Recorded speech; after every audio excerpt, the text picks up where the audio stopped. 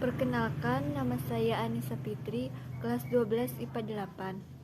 Di sini, saya akan mempresentasikan kisah seorang wirausahawan yang sukses di bidang kerajinan, yaitu Ibu Diah Rahmali.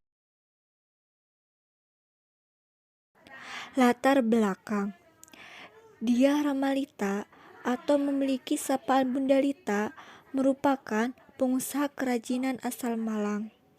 Beliau bukanlah orang yang berlatar pendidikan di bidang seni, melainkan seorang sarjana jurusan ekonomi dan magister bisnis administrasi. Melukis dan menggambar merupakan bakat dari lahir sekaligus hobi yang beliau gemari. Bunda Lita merupakan seorang karyawan di perusahaan swasta.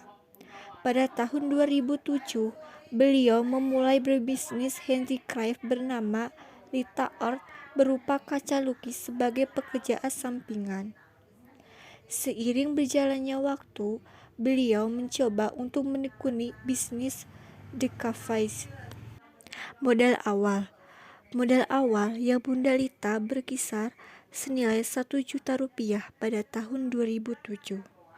Beliau menggunakan modal tersebut untuk membeli cat 4 warna dan media. Sedangkan media lain seperti piring dan botol dapat dari limbah yang tidak terpakai. Mula perjalanan, Bunda Lita sempat merasa ragu dalam menekuni bisnis barunya.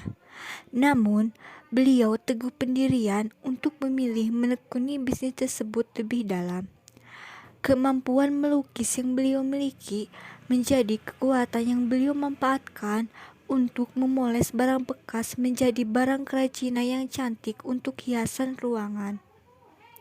Menyadari bahwa usahanya mempunyai potensi pasar yang cukup besar, Bunda Lita memutuskan resign dari pekerjaannya untuk menekuni usahanya, yakni Lita Art.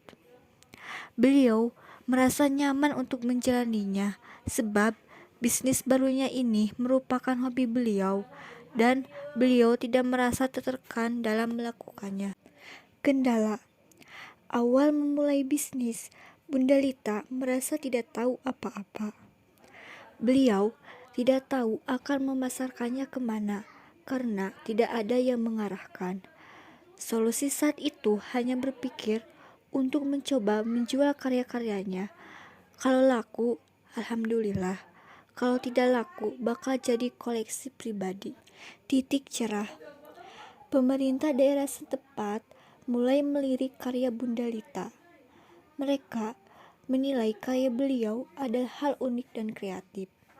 Oleh karena itu, beliau mulai mendapatkan bantuan promosi gratis sampai masyarakat mulai mengenal karyanya. Hasil support pemerintah daerah seperti Disperindak, Dinas Koperasi, dan Dinas Pariwisata membawa beliau dapat berkeliling di Indonesia dan ke beberapa negara untuk mengikuti pameran. Tentu ini menjadi nilai positif untuk usaha beliau. Produk kerajinan. Bunda Lita membandrol produk hasil karyanya mulai dari 20.000 hingga jutaan rupiah. Produk termahalnya berupa Dick Paus yang terbuat dari botol besar dengan harga 500.000 rupiah. Penghasilan: Bunda Lita yang menggeluti usahanya di bidang kerajinan ini bersama Lita Art berhasil menghasilkan omset per bulan hingga puluhan juta rupiah.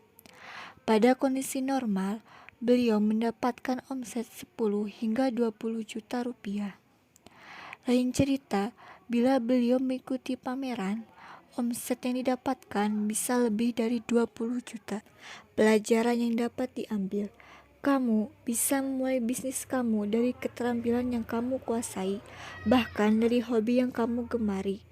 Cobalah untuk terus menggali informasi di sekitarmu.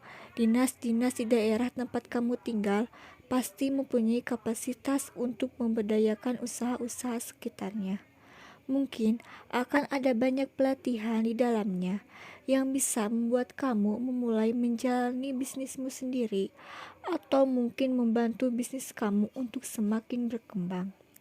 Dari perkumpulan pada dinas-dinas tersebut juga bisa jadi peluang untuk menjalin lebih banyak relasi dengan orang-orang di dalamnya, dari orang-orang di perkumpulan, mekar hingga rekan-rekan kenalan orang-orang tersebut. Keterampilan bisa dilatih, seni bisa dilatih.